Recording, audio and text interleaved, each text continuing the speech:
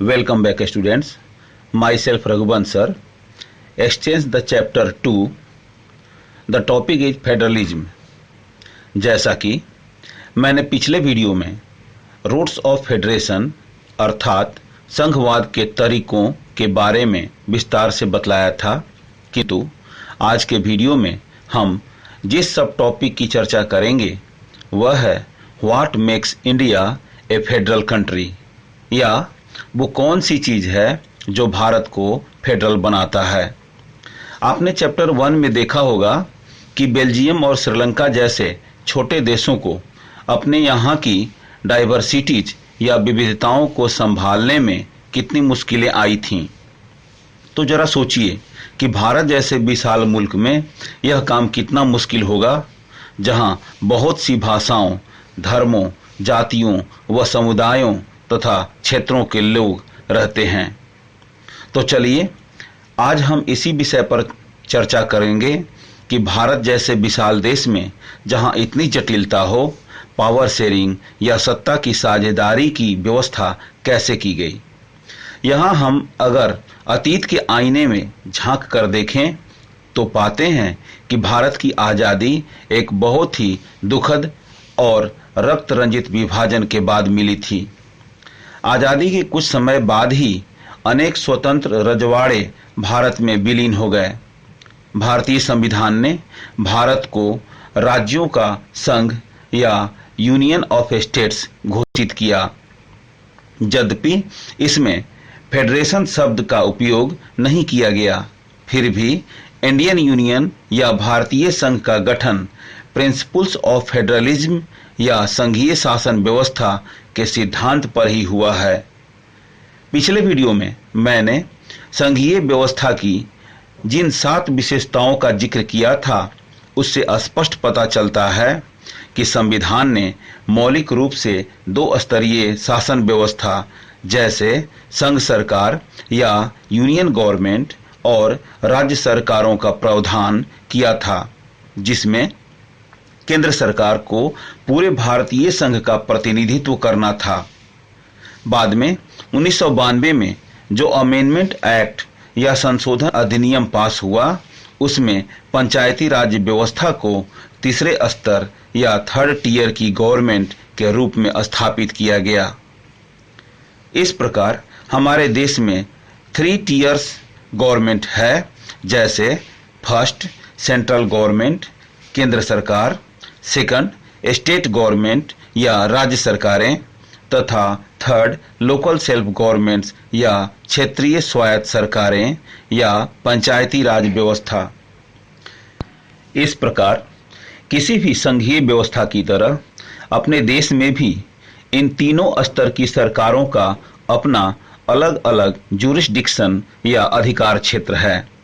संविधान में स्पष्ट रूप से केंद्र और राज्य सरकारों के बीच लेजिस्लेटिव पावर्स या विधायी अधिकारों या कानून बनाने के अधिकारों को निम्नलिखित 3 सूचियों के अनुसार बांट दिया गया है, ताकि इन सरकारों के बीच कानून बनाने पर आपस में तकरार न हो।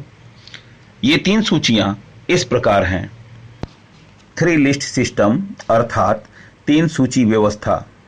फर्स्ट यूनियन लिस्ट यानी संघ सूची, जिसके अंतर्गत राष्ट्रीय महत्व के 97 विषय आते हैं, जैसे डिफेंस ऑफ द कंट्री यानी देश की रक्षा, फॉरेन अफेयर्स विदेशी मामले, बैंकिंग, कम्युनिकेशन एंड करेंसी या संचार और मुद्रा इत्यादि।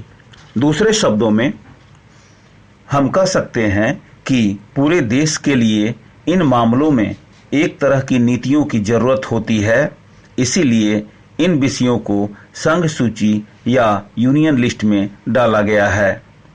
संघ सूची में वर्णित इन विषयों पर कानून बनाने का अधिकार सिर्फ केंद्र सरकार को दिया गया है। सेकंड स्टेट लिस्ट यानी राज्य सूची, अर्थात प्रांतीय और स्थानीय महत्व के 66 विषय राज्य सूची में आते हैं, जैसे पुलिस, ट्रेड यानी व्यापार, कॉमर्स यानी वाणिज्य, एग्रीकल्चर यानी कृषि और इरिगेशन यानी सिंचाई। इन उपरोक्त विषयों पर राज्य सरकारें कानून बना सकती हैं। अब थर्ड लिस्ट है कंकरेंट लिस्ट यानी समवर्ती सूची। इस सूची में केंद्र सरकार और राज्य सरकारों के बीच कॉमन इंटरेस्ट वाले या साझी दिलचस्पी वाले 47 विषय आते हैं, जैसे education, forest, trade union, marriage, adoption, गोद लेना और सक्सेशन यानी उत्तराधिकार इत्यादि से संबंधित विषय। इन विषयों पर कानून बनाने का अधिकार राज्य सरकारों और केंद्र सरकार दोनों को ही है, लेकिन जब दोनों के कानूनों में टकराव हो तो केंद्र सरकार द्वारा बनाया गया कानून ही मान्य होता है। स्टूडेंट्स, उपरोक्त 3 सूचियां भारतीय संविधान द्वारा लिखित रूप से स्पष्ट कर दी गईं, किंतु संविधान बनने के बाद कई नए विषय भी भविष्य में आ सकते थे। इसलिए संविधान निर्माताओं द्वारा बाकी बचे अज्ञात विषयों के लिए एक चौथी सूची का कॉलम भी छोड़ दिया गया, जिसे रेसिडुअरी लिस्ट या अवशिष्ट सूची के रूप में जानते हैं। उदाहरण के लिए, संविधान बनने के कई वर्षों बाद computer software, hardware, internet, computer technology जैसे नए विषय आ गए। इसलिए इन विषयों पर कानून बनाने का अधिकार केंद्र सरकार के पास सुरक्षित छोड़ दिया गया, अर्थात जितने भी नए विषय आते रहेंगे उन पर केंद्र सरकार ही कानून बना सकती है। Now students, that's all for today. We will see you in the next video. Thanks.